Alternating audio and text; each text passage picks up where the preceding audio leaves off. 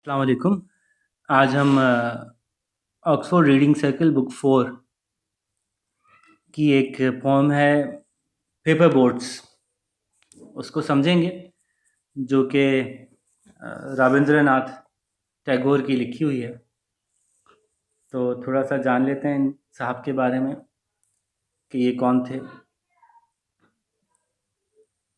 1861 में पैदा हुए थे, 1941 में इंतकाल हो गया था इनका। शक्ल आप देख रहे हैं। उनको कहा जाता है कि ये हिंदुस्तान के जदीद दौर के जो शुरा हैं, शायर हैं, उनमें ये अजीम तरीन शायरों में शुमार होते हैं। ठीक है जी।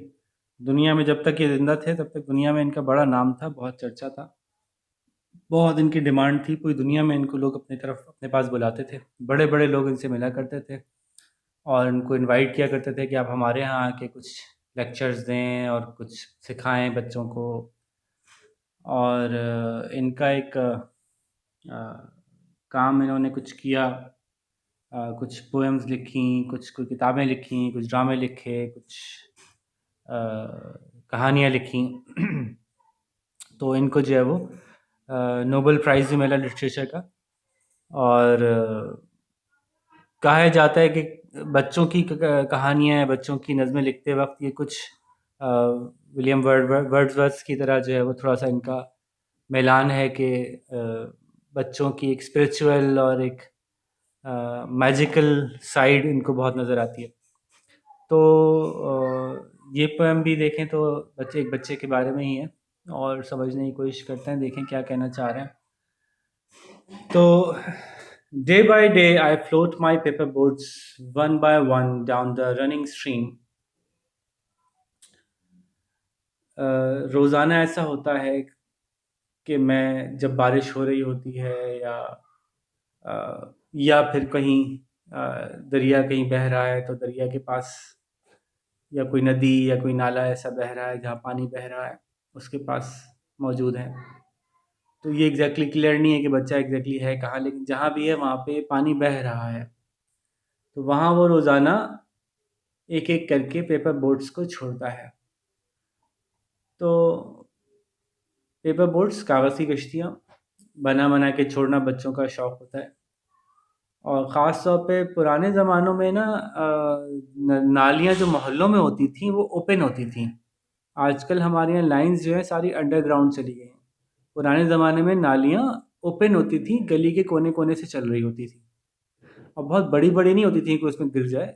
छोटी छोटी नालियाँ होती थी और उसमें भी ना आप कश्ती छोड़ सकते थे। वो नाली मुस्तकिल बह रही होती थी, उसमें कश्ती छोड़ दें, कश्ती बहती बहती एक महल्ले से निकलेगी, दूसरे महल्ले में जाएगी, तीसरे महल्ले में जाएगी, इल्ला ये कि वो गीली होकर डूब ना जाए। तो वो इस तरह से बच्चों का खेल होता था कि वो अपने मोहल्ले से कश्ती छोड़ते थे, देखते थे कहाँ तक जाती है, किसकी कश्ती ज़्यादा दूर जाती है। तो बहरहाल ये उस ज़माने में एक खेल बहुत आम था, कागज़ की कश्ती। और बहुत शायरों ने बहुत नज़में लिखी हैं, बहुत गज़लें भी लिखी गई, क्योंकि बचपन का एक खेल बहुत लोगों को याद रहता है। खैर, तो वो रोज़ाना एक बच्चा जो है वो एक कश्ती जो है वो नीचे बहते हुए दरिया या झरना या जो भी नाला बह रहा था उसके अंदर, या बारिश का पानी गालिबन बह रहा था, तो उसमें वो छोड़ दिया करता था। In big black letters I write my name on them and the name of the village where I live. तो उस कश्ती पे वो बड़ा बड़ा सा, जब बिग ब्लैक लेटर कहने का मकसद ये है कि बड़े बड़े अल्फाज में, बड़े बड़े अल्फाज में। ब्लैक लेटर्स का मतलब ये होता है कि ऐसे अल्फाज में जो वाज़ेह नज़र आएँ, देखते ही पता चल जाए कहाँ से आई है, ठीक है? इसलिए बिग ब्लैक लेटर्स का लफ्ज़ यूज़ किया। तो बड़े-बड़े अल्फाज में उन पे अपना नाम लिखता हूँ और अपने विलेज का नाम लिखता हूँ, अपने गाँव का नाम, या कि मैं कहाँ से कश्ती चला रहा हूँ, कहाँ से निकल रही है, कहाँ पहुँचेगी पता नहीं। आगे जाके ये नदी कहाँ जाके मिलेगी और किसको ये कश्ती मिलेगी। हो सकता है किसी को मिल जाए वो कश्ती और वो खोल के देखे और उसमें मेरा नाम लिख के देखे तो वो हैरान हो गया, अरे ये कहाँ से, कितनी दूर से है, किसी बच्चे ने भेजी है। I hope that someone in some strange land will find them and know who I am. क्या पता ये किसी ऐसी अजीबो-गरीब दुनिया में जा पहुँचे जहाँ अजीबो-गरीब लोग रहते हों, कोई बिल्कुल ही मुख्तलिफ से लोग हों, और वो जब खोल के देखें कहें कि अरे वाह! ये तो पता नहीं कहाँ से किसी बच्चे ने भेज दी है। तो मुझे उम्मीद है कि कोई दूर दराज, कोई अजीबो-गरीब, स्ट्रेंज लैंड, कोई कोई अजीबो-गरीब, अब अच्छा अजीबो-गरीब जब बच्चा कहता है ना, तो बच्चा अजीबो-गरीब में मनफ़ी नहीं सोचता, वो मस्बत सोचता है। अजीबो-गरीब मतलब कोई जिन-भूत का मतलब डरावना नहीं, बल्कि कोई जादुई, कोई परियाँ, कोई कोई जदीद किस्म की ज़मीन, कोई नया ज़माने की जगह।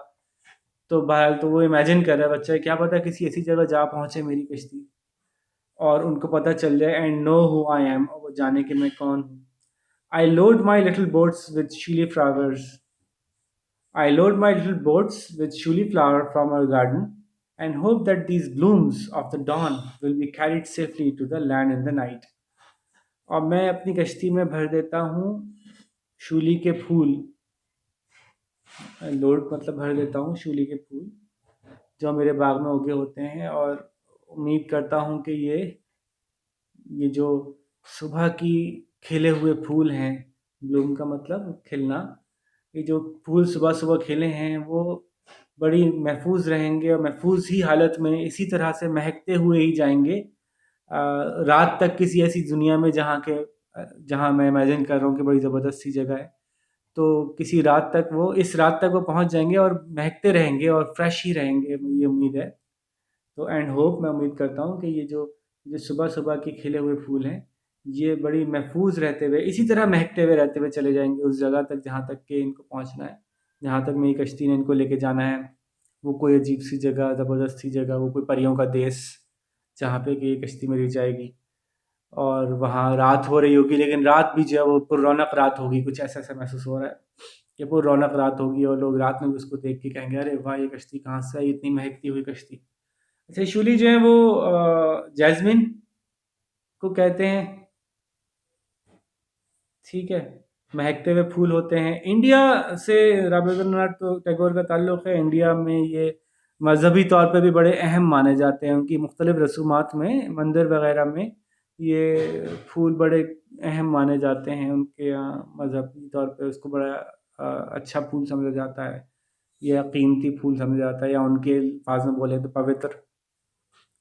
तो इसलिए ज़िक्र आया भी, ज़ाहिर है इनका बैकग्राउंड वही है, उस वहीं से ताल्लुक़ है। तो खूबसूरत फूल और खुशबूदार फूलों का जब सोचते हैं तो उनके ज़हन में वही आया जो उनको मजहबी तौर पे भी अपने उससे करीब लग रहा था। तो अपनी कश्ती में मैंने ये फूल भरे और भेज दिया इस कश्ती को, बाग से जमा करके फूलों को। I launch my paper boats and look up into the sky. मैं अपनी पेपर बोट को लॉन्च करता हूँ, यानी इसको चला देता हूँ, उसको छोड़ देता हूँ पानी के अंदर, और फिर मैं ऊपर देखता हूँ तो and see the little clouds setting the white bulging sails. तो मैं देखता हूँ कि वो ऊपर ना बड़े ऊपर कुछ बादल हैं जो कि तुमने सेट किए हैं, तुमने भेजे हैं, तुमने छोड़े हैं। किसने छोड़े, अभी आगे आएगा। तो I launch my paper boats and look up in the sky. मैं ऊपर आसमान पे देखता हूँ तो मुझे क्या दिखता है, see the little cloud setting the white bulging sails. वो अपने सफ़ेद सेल्स, बादबान, जहाज़ों के बादबान होते हैं ना, जो कि कश्तियाँ हवा से चलती हैं। तो वो कह रहे हैं कि ऐसा लग रहा है कि बादल जो हैं वो एक हवा में चलने वाले जहाज़ हैं, जिनके कि सफ़ेद कलर के बादबान हैं जो बादल हैं, और वो हवा से भरने की वजह से गोल गोल मोटे मोटे हो गए हैं। तो वो चल पड़े हैं मेरी कश्ती की साथ रेस लगाने के लिए। तो I launch my paper boats and look up into the sky and see the little clouds setting the white bulging sails। दी तुम्हारा या उनका, उनके जो सफ़ेद किस कलर के बादबान हैं उनको मैं देखता हूँ कि वो तैयार करके निकल पड़े हैं। I know not what playmate of mine in the sky sends him down the air to race with my boats. मैं जानता तो नहीं हूँ कि मेरा कौन सा प्लेमेट, मेरे कौन सा साथी, खेल का साथी ऐसा है जिसने के आसमानों से उसको इन बादलों को छोड़ा है, to race with my boats, ताकि वो मेरी कश्तियों के साथ मुकाबला कर सकें। तो मैं जानता नहीं हूँ कौन है मेरा खेल का साथी, मेरा दोस्त, जो मुझे वहाँ से देख रहा है और बड़े शौक से मेरे साथ मुकाबला करना चाहता है।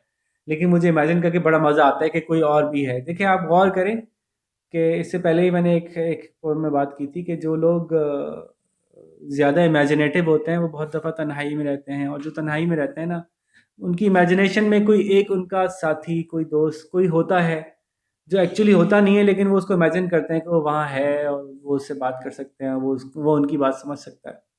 तो इनके साथ भी कुछ ऐसा ही था। When night comes, I bury my face in my arms and dream that my paperboards float on and on under the midnight stars.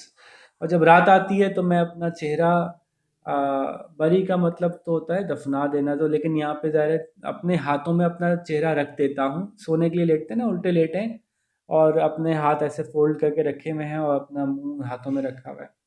ठीक है, तो जब रात आती है तो मैं अपना चेहरा अपने हाथों में हाथों पे रखकर और फिर मैं ख्वाब देखता हूँ सोते हुए, that my paper boards float on and on मतलब चलती चली जाएंगी अंडर द मिडनाइट स्टार, आधी रात के सितारों की रोशनी के नीचे वो चलती ही चली जा रही हैं। मैं एक ख्वाब देखता हूँ और फिर ख्वाब में मुझे आगे क्या आता है, द फेरीज ऑफ स्लीप, नींद की परियां, आर सेलिंग इन दैम, वो उनमें सवार हैं। सेलिंग का मतलब पानी के जहाज पे सवारी करना।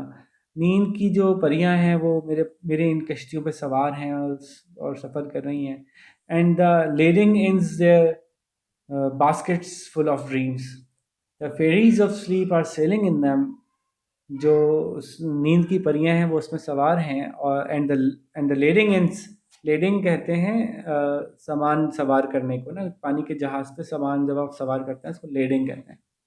तो जो सामान लदा हुआ है मेरे इस कश्ती पे या छोटे से जहाज पे, वो उनकी बास्केट्स हैं, उनकी टोकरियां हैं जो कि ख्वाबों से भरी हुई हैं। वो यहाँ से वहाँ तक चलती चली जा रही हैं नींद की परियां, और हर घर के बाहर अपने ख्वाबों के फूलों को निछावर करती हुई, और घरों के अंदर जो है जहाँ जहाँ बच्चे सो रहे हैं उनके ऊपर फूलों की तरह ख्वाबों को निछावर करती हुई आगे तक चलती चली जा रही हैं। और बच्चे मज़े मज़े ख्वाब देख रहे हैं और मेरी कश्ती जो है वो मदद कर रही है उनकी इस प्रोसेस में कि वो सब पूरी दुनिया के सारे बच्चों को जो है वो मज़े मज़े के ख्वाब दिखा रही हैं। तो ये इनकी एक इमेजिनेशन थी किसी बच्चे के बारे में, असल में इनके अपने बचपन के बारे में होगी यकीनन, कि जब ये खुद छोटे थे तो ऐसा सोचा करते थे कि जी कश्ती मेरी जा रही है और पता नहीं कहाँ जाके निकलेगी और कितना मज़ा आएगा। इस तरह का एक खेल और खेला करते थे कुछ लोग। अब तो खैर हम लोग सारे के सारे बस मोबाइल फ़ोन पे होके रह गए। पहले के ज़माने में एक खेल ये भी किया जाता था, एक कंदील बनाते थे इस तरह की पेपर का, एक एक ना पेपर का बलून सा बनाते थे और उसके अंदर एक मोमबत्ती रखते थे और मोमबत्ती की गर्म हवा की वजह से वो हवा में उड़ता था और पता नहीं कहाँ तक चला जाता था, पता नहीं कहाँ तक चला जाता था। तो बच्चे उसके अंदर बाज़ औक़ात कोई ख़त लिख के डाल देते थे कि जी ये मेरा नाम ये है और मैं यहाँ रहता हूँ, और वो ख़त किसी को मिल जाता था, फिर वो उसका जवाब भेजा करता था या सोचता था कि कोई भेजेगा शायद मुझे जवाब। तो ऐसे ये खेल बच्चे छोटे-छोटे ये खेल खेला करते थे। अच्छा, उस ज़माने में ज़्यादा इसलिए भी मशहूर होते थे या इस तरह ज़्यादा सोचा करते थे क्योंकि किसी और तक पहुँचने का कोई और ज़रिया था नहीं उस ज़माने में।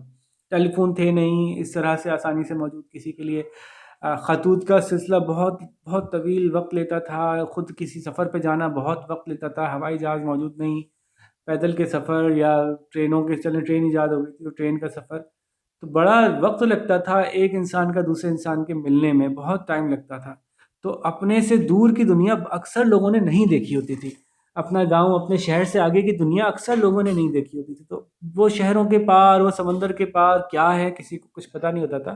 तो लोग इमेजिन ही करते थे कि पता नहीं शायद कोई परियाँ रहती होंगी या कोई पता नहीं कौन, किस तरह के अजीबो-गरीब लोग होते होंगे, वहाँ किस तरह से गुज़ारते होंगे। तो इस तरह की इमेजिनेशन बहुत नज़्मों में आपको उस ज़माने की मिलेंगी।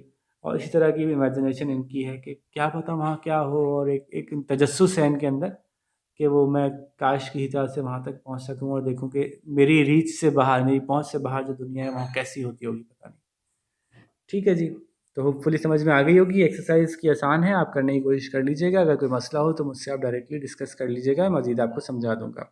ठीक है जी, ओके, अस्सलाम वालेकुम।